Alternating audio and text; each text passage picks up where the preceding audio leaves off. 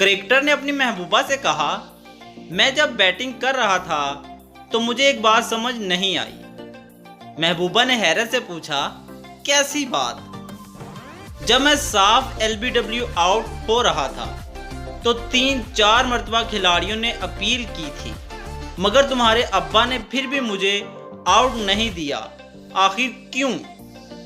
महबूबा बोली, क्योंकि अब्बा को पता था कि आउट होने के बाद तुम मेरे पास आकर बैठ जाओगे।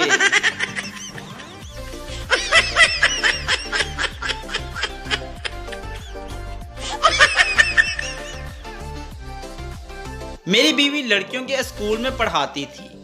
मैं रोज इसे स्कूल छोड़ने और लेने जाता था। स्कूल के गेट पर पहुंचकर मैं गाड़ी से उतरता और इसकी तरफ का दरवाजा खोल देता, तब वो नीचे उतरती। मेरा ये तरीका लड़कियों के स्कूल में मौजू बहस बन चुका था। स्कूल की उस्तानियां मेरी बेगम पर रश्क करती और इसे छेड़ती कि क्या नसीब पाया है, क्या रोमांस है।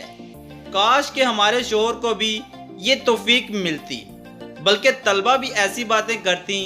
लेकिन किसी को क्या मालूम था, ये रोमांस कुछ नहीं बल्कि गाड़ी का दरवाजा ही खराब था जो सिर्फ बाहर से खुलता था।